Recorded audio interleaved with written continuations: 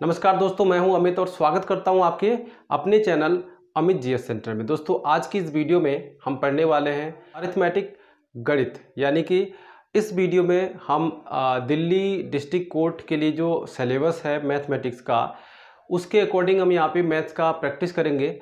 तो आप लोग मेरे साथ इस वीडियो में बने रहिएगा शुरू से अंत तक, क्योंकि आप लोगों के डिमांड पे ही मैंने मैथ का ये स्पेशल सेशन रखा है। क्योंकि आपका 28 को एग्ज़ाम होने वाला है, तो उससे पहले आपका रिवीजन होना बहुत ज़रूरी होता है। ठीक है, तो रिवीजन के तौर पर आप लोग इस वीडियो को ज़रूर देख लीजिएगा। ठीक है, ताकि आप लोग अगर अभी तक मैथ को ज़्यादा ढंग से नहीं तैयार कर पाए हो, तो इस रिवीजन के थ्रू आप अपने अरिथमेटिक जो मैथ है, आपने पहले कभी तैयारी की होगी, तो वो सब चीज़ें रिकवर हो जाएंगी। ठीक है, आपको याद आने लग जाएगा कि क्या क्या चीज़ अरिथमेटिक में पूछा जाता है और किस तरीके के क्वेश्चंस आते हैं। ठीक है, तो वीडियो शुरू करने से पहले आप लोगों से एक रिक्वेस्ट है कि यदि आप हमारे चैनल पे पहली बार आए हैं तो प्लीज़ चैनल को सब्सक्राइब कर लीजिए, नोटिफिकेशन बेल को भी प्रेस कर दीजिएगा, ताकि आने वाला हर एक वीडियो आप तक पहुंचे और आपकी तैयारी ठीक से हो सके। ठीक है, बाकी जो भी विभाग की तरफ से इंफॉर्मेशन होगा, मैं इस यूट्यूब चैनल पे आप लोगों के लिए अपलोड करता रहूँगा। तो इस पर्पज़ से भी आप लोग सब्सक्राइब ज़रूर कर लीजिएगा, नोटिफिकेशन बेल को भी प्रेस कर दीजिएगा, ताकि जो भी इम्पोर्टेंट वीडियो मैं अपलोड करूँ वो आप तक पहुँच सके, उसका लाभ आपको मिल सके। ठीक है, तो चलिए हम लोग शुरू करते हैं। अभी देखते हैं पहले प्रश्न को। ठीक है, पहला जो इस अरिथमेटिक गणित का पहला सवाल क्या है, जो कि शुरुआत हम सरल सवाल से ही करते हैं। ठीक है, तो यहाँ पर देखिए 2480 का 16% प्लस 176.2 बराबर 100 का कितना परसेंट होगा। ठीक है, कितना परसेंट होगा, यहाँ पे ऑप्शंस भी लिखे हुए हैं। इन ऑप्शंस में से आपको जवाब देना है। वीडियो को पॉज करके आप लोग पहले हल करने की कोशिश कीजिएगा, उसके बाद यहाँ पर इसके सॉल्यूशन को देख लीजिएगा। ठीक है, ताकि आपका प्रैक्टिस भी हो जाए। ठीक है, तो चलिए हम लोग अब यहाँ पे देखते हैं। 2480 लिखा है, 2480 लिखा है, और का जहाँ पे लिखा है, ठीक है, का जहाँ पे लिखा है उसका मतलब होता है गुणा। ठीक है, मल्टीप्लिकेशन का साइन यहाँ पे लगा देते हैं। तो यहाँ पे देखिए क्या है, हम 2480 गुणे 16%, परसेंट का मतलब होता है 100। ठीक है, और बटे में वो भी। ठीक है, तो 100 हमने लगा दिया और प्लस लगा दिया 176.2 इक्वल टू 100, और इस का मतलब होता है इनटू। ठीक है, मल्टीप्लिकेशन का साइन होता है यानी कि गुणा, और यहाँ पर हमने क्वेश्चन मार्क लगा रखा है, मतलब इसका हमें वैल्यू ज्ञात करना है। ओके, तो चलिए हम लोग देखते हैं। यहाँ पे इस जीरो से हमने ये वाला जीरो काट दिया। ठीक है, तो यहाँ पर जो निकल के आ रहा है, ये आ रहा है आपका 2400 यानी कि 24.8। ठीक है, और गुणे 16 प्लस 176.2। ठीक है, और उसके बाद ये जो है ये किधर आ जाएगा, बटे में आ जाएगा इनके। ठीक है, तो 100 हमने यहाँ पे लगा दिया। ओके, अब इनको हम क्या कर लेते हैं, पहले इसको गुणा कर लीजिए। गुणा करने के बाद कितना आएगा, तो 396.8 हो जाएगा। ठीक है, और यहाँ पे क्वेश्चन मार्क लगेगा, तो 396.8 प्लस 176.2 बटे 100 हमने कर दिया। ठीक है, ये क्वेश्चन मार्क है। अब इनको जोड़िए, 176 और जोड़ देते हैं इसमें, तो 176.2 को जोड़ लीजिए, 0 हो जाएगा, 6 6 12 1 13 हो जाएगा, 9 7 16 16 1 17 हो जाएगा, और यहाँ पे 3 1 4 4 1 5 हो जाएगा। ठीक है, और पॉइंट हमने एक के बाद लगा दिया, तो 573 हो जाएगा। ठीक है, और इसको हम क्या करेंगे, 100 से डिवाइड कर देंगे, तो क्या निकल के आ जाएगा, 5.73। ठीक है, क्या आ जाएगा, 5.73 इसका जो है आंसर आ जाएगा। ठीक है, इस तरीके से हम इसको हल कर लेते हैं। ऑप्शन नंबर 3 यहाँ पर करेक्ट हो जाएगा। ठीक है, तो उम्मीद करता हूँ कि आप लोगों को ये जो सवाल है समझ में आ गया होगा। ठीक है, और इसका जो उत्तर भी है आप लोगों ने निकाला होगा, इतना ही आया होगा, 5.73। ठीक है, तो चलिए अब अगला देख लेते हैं। अगला प्रश्न है 5.1 into 5.1 into 5.1 equal to question mark into 2601। ठीक है, तो इसको हम कर लेते हैं, इनको और इनको गुणा करिए। ठीक है, पहले हम इसको गुणा कर लेते हैं, उसके बाद बाकी इनको हम सॉल्व करेंगे।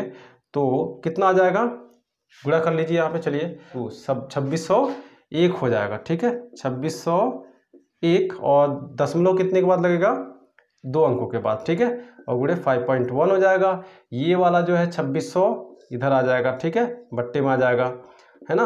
और यहाँ पर क्या क्वेश्चन मार्क बचा है। ओके, अब यहाँ से हम क्या करते हैं, अगर ये इससे इसका पहाड़ा हम इसमें पढ़ते हैं तो कितनी बार जाएगा, 100 बार जाएगा, ठीक है, कितनी बार जाएगा, 100 बार जाएगा। तो अब देख लेते हैं हम लोग, 5.1 अपॉन 100 नीचे बचा है और यहाँ पे क्वेश्चन मार्क है। अब इससे भाग करेंगे तो क्या हो जाएगा, यहाँ पर देखिए आ जाएगा 0.051, ठीक है, कितना आ जाएगा, 2 अंक, ये दशमलव जो है 2 अंक और आगे खिसक आएगा, ठीक है। तो कितना आंसर आ गया, 0.051। तो इसमें देखिए कहाँ पर ये ऑप्शन है, तो ऑप्शन नंबर बी यहाँ पर करेक्ट हो जाएगा, ठीक है, समझ में आया। चलिए अब हम लोग देखते हैं तीसरे सवाल को। दो संख्याओं का योग 42 है तथा गुणनफल 360 है, तो दोनों संख्याओं का अंतर कितना है, ठीक है। ऑप्शन आपके सामने दिए हैं, वीडियो को पॉज करके पहले आप लोग हल करके देखिए, ठीक है, बाकी यहाँ पे सॉल्यूशन मैं आपको दिखा रहा हूँ, ठीक है। सॉल्यूशन कैसे होगा, यहाँ पे देखिए दो संख्याओं का योग, माना वो संख्या क्या है, x और y है, ठीक है, मान लिया आपने x और y है, तो बोला है दो संख्याओं का योग कितना है, तो इन दोनों संख्याओं का योग कितना है, 42 है, और दोनों का गुणनफल कितना है, x इंटू वाई बराबर कितना दे रखा है, 360 दिया हुआ है, ठीक है, कितना दिया हुआ है, 360। तो एक सूत्र होता है, ठीक है, सूत्र याद रखना आप लोग, वो सूत्र होता है x माइनस वाई स्क्वायर बराबर x plus Y square minus 4xy, ठीक है, कितना होता है, 4xy इसका सूत्र होता है, ठीक है। तो अब देखिए सूत्र में आपको ये भी मिल चुका है, ठीक है, दो संख्याओं का योग और गुणनफल भी मिल चुका है। तो आपको क्या करना है, केवल यही तो ज्ञात करना है, अंतर ज्ञात करना है, ठीक है। तो इसको हम ऐसे ही रहने देते हैं, यहाँ पे हम रख लेते हैं कितना, 42 का स्क्वायर, ठीक है, माइनस 4 इंटू 360, ठीक है ना। अब हम लोग क्या करते हैं, यहाँ पे देखिए स्क्वायर लगा हुआ है ना। चलिए अब हम क्या करेंगे, हल कर लेते हैं इसको, ठीक है। अब 42 का हम लोग निकाल लेते हैं वर्ग, ठीक है। तो 2 दूनी 4, 2 चौक 8, 4 दूनी 8 और 4 चौक 16, ठीक है, 4 6 और यहाँ पे 7 हो जाएगा, यहाँ पे 1764 हो गया, ठीक है, कितना हो गया, 1764 माइनस, अब इसको गुणा कर लेते हैं, 4 0 का 0, 4 6 24, 4 3 12, 12 और 2 14, ठीक है। अब इसको घटा लीजिए, घटाने के बाद कितना आएगा, 124 यहाँ। तो उन संख्याओं के अंतर का जो वर्ग है वो कितना आ गया, 324 आ गया, यानी कि x माइनस वाई का वर्ग कितना आ गया, ये आ गया 324। तो x माइनस, हमें केवल अंतर निकालना है ना, तो हम क्या कर लेंगे, इसका वर्गमूल निकाल लेंगे, ठीक है, ये इधर जाके अंडर रूट हो जाएगा, और इसका वैल्यू क्या होता है, मतलब कि वर्ग निकालना, ठीक है, सॉरी वर्गमूल निकालना, ठीक है। तो ये इसका वर्गमूल कितना आ जाएगा, 18 आ जाएगा, ठीक है, यही इसका आंसर होगा, ठीक है। यहाँ पे ऑप्शन में आपका कर लीजिए 18, ठीक है, ये आपका करेक्ट आंसर हो जाएगा, ठीक है। तो चलिए अगला प्रश्न देख लेते हैं हम लोग, अगला प्रश्न क्या है। तो ये है अगला प्रश्न, रोहित ने 3000 रुपये में एक कैमरा खरीदा तथा 9 महीने बाद उसे 2400 रुपये में बेचा, तो उसका परसेंटेज हानि कितना होगा, ठीक है। तो यहाँ पे आपको परसेंटेज हानि बताना है, तो परसेंटेज हानि बताने के लिए आपको क्या पता होना चाहिए, तो वो पता होना चाहिए, क्या चीज़ पता होना चाहिए, कि कितना हानि हुआ, ठीक है। सॉरी 3000 में उसने खरीदा था, ठीक है, खरीदा था 3000 में और बेचा कितने में, 2400 में, ठीक है। तो घाटा कितना हुआ, कितने घाटे में बेचा, 600 रुपये घाटे में बेचा, ठीक है ना, कितने बेचा, 600 रुपये घाटे में बेचा। तो अब हमको ये पता चल गया कि कितने में बेचा है, 600 रुपये घाटे में उसने बेचा है, ठीक है। तो अब हम यहाँ पर क्या करेंगे, प्रतिशत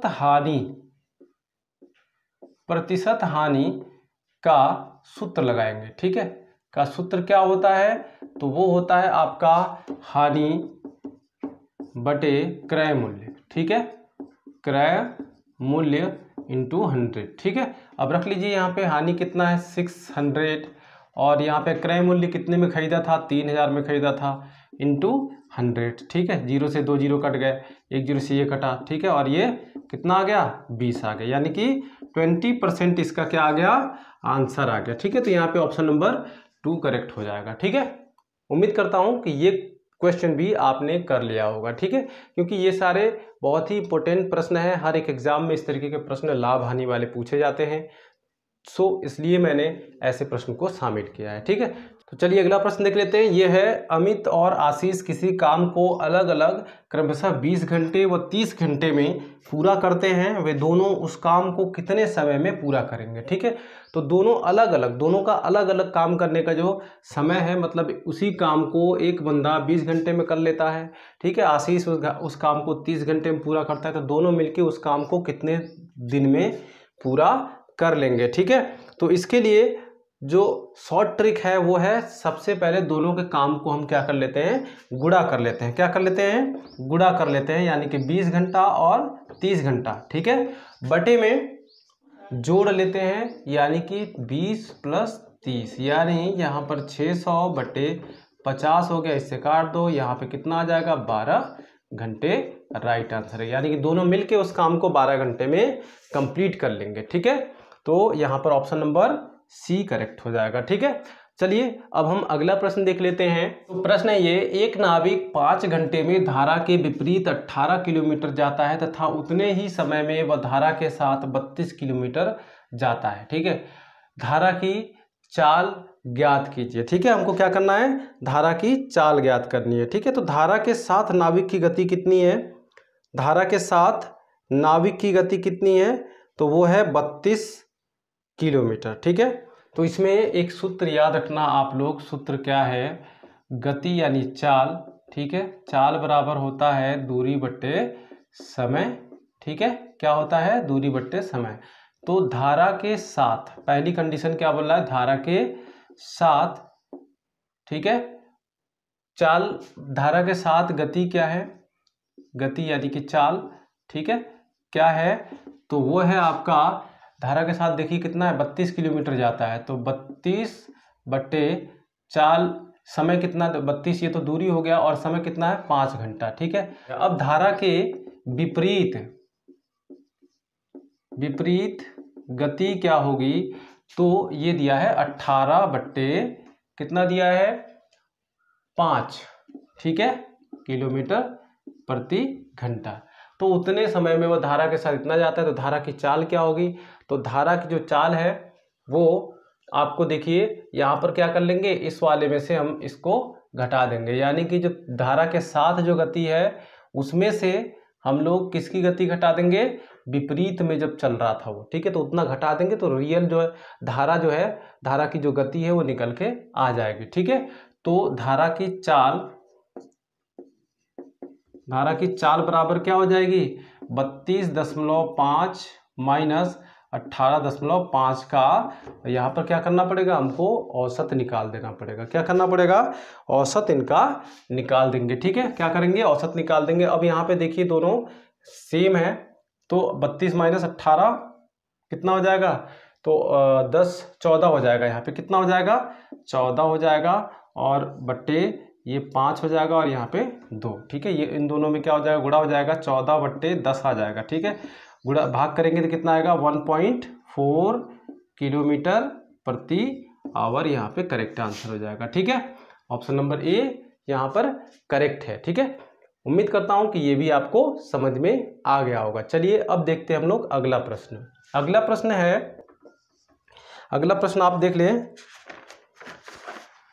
पिता व पुत्र की आयु का योग क्या है, पिता व पुत्र के आयु का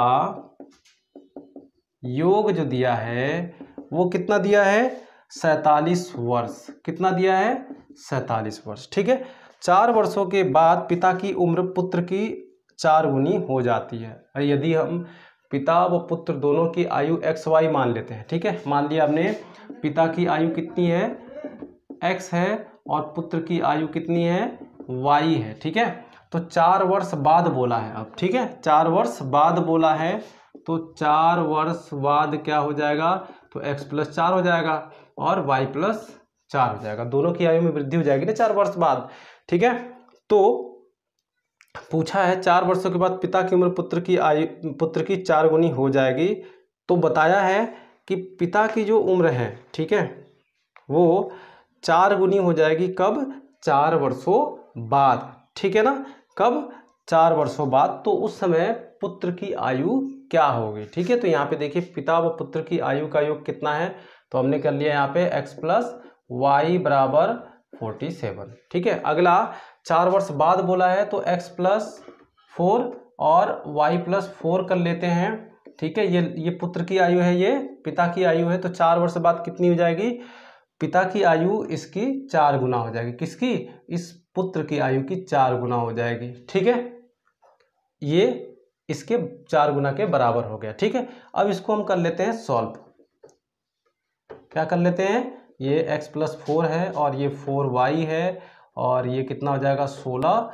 इनको उठा के लाए हम x माइनस 4y और ये 16 माइनस 4, ठीक है। कितना हो जाएगा? 12 हो जाएगा, ठीक है। कितना हो जाएगा? 12 हो जाएगा। तो x माइनस 4y बराबर 12। ये समीकरण 2 बन गया, ये 1 है, ठीक है। इन दोनों को अब हम क्या करते हैं? सॉल्व कर लेते हैं। तो x प्लस वाई बराबर क्या हो रहा है? 47 हो रहा है, ठीक है। ये घटा लेते हैं तो ये माइनस, ये भी माइनस हो जाएगा, ये कट गया। ये तो यहाँ पे ये माइनस है तो माइनस में कितना हो जाएगा? 35 आ जाएगा बराबर। यहाँ पे क्या आ जाएगा? ये माइनस माइनस माइनस का 5y आ जाएगा। तो y का मान कितना हो गया? ये भी माइनस माइनस से कट जाएगा। तो 35/5 यानी कि कितना हो गया? कट के 7 आ गया। y का मान कितना आ गया? 7 आ गया। तो अब देखिए यहाँ पर अगर y का मान 7 है यानी पुत्र की आयु कितनी है? 7 है, ठीक है। तो यहाँ पे इसका मान कितना हो जाएगा पिता का? तो पिता का मान हो जाएगा कितना? तो x प्लस 7 बराबर कितना? 47 दे रखा है तो इसमें से 47 घटा दीजिए। तो 47 माइनस 7 बराबर कितना हो जाएगा? 40 वर्ष हो जाएगा, ठीक है। कितना हो जाएगा? 40 वर्ष। तो पिता की और पुत्र की आयु पूछा था ना। तो यहाँ पर देखिए पिता की आयु कितनी है? 40 वर्ष है और पुत्र की आयु कितनी है? तो कितनी है? तो वो है आपका 7 वर्ष, ठीक है। कितनी है? 7 वर्ष पुत्र की आयु है। तो यहाँ पे 7 वर्ष जो है करेक्ट हो जाएगा, ठीक है।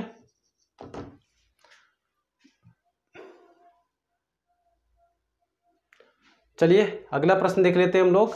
अगला प्रश्न है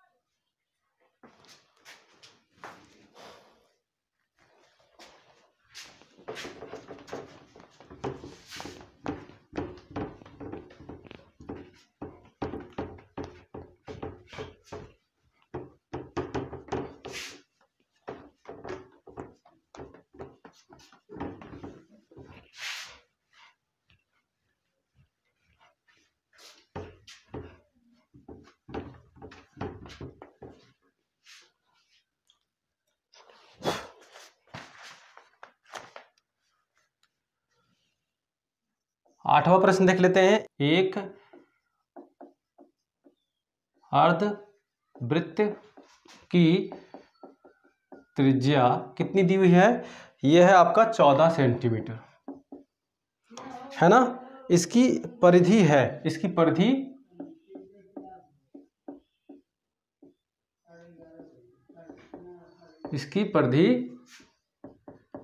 होगी कितनी होगी?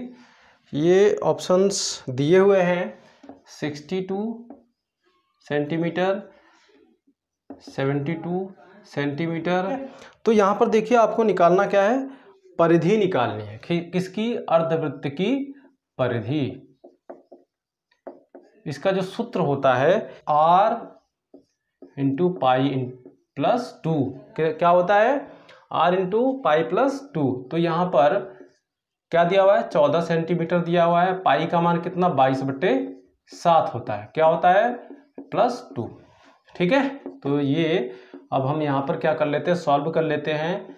तो यहाँ पर हो जाएगा 22 और प्लस 7 दूनी 14 और बट्टे 7। ठीक है, अब इनको हम कर लेते हैं ऐड। ठीक है, तो 14, 4 और 2 कितना हो जाएगा? 6, 3 यहाँ पे 36 हो गया, 7 हो गया, इससे ये काट दो, 2 आ जाएगा। ठीक है, और 36 दूनी कितना होता है? 72 सेंटीमीटर इसका आंसर हो जाएगा। कितना हो जाएगा? 72 सेंटीमीटर इसका आंसर हो जाएगा। या ये ऑप्शन नंबर बी करेक्ट है। ठीक है, चलिए अब हम अगला प्रश्न देख लेते हैं। अगला प्रश्न है आपका, अब देखिए 420 का हम क्या करेंगे? प्राइम फैक्टर कर लेंगे। ठीक है, अभाज्य गुणनखंड कर लेंगे इसको, अगर हमें हल करना है तो कर लेते हैं। 420 का हम यहाँ पे कर लेते हैं। 420 2 से काटिए, 2 1 10 यानी 210, 2 से काटेंगे 1 0.5, फिर इसको कितने से काटेंगे? 5 से 2 और 1। ठीक है, फिर 3 7 21। ठीक है, तो इसका जो गुणनखंड हो गया, ठीक है, 2 × 2 × 3 × 5 × 7। ठीक है, यानी कि 2 की घात 2 प्लस 3 की घात 1 प्लस नहीं, यहाँ पे क्या होगा? गुणा होगा, और यहाँ पे भी क्या गुणा होगा? 5 की घात 1 और गुणे 7 की घात 1।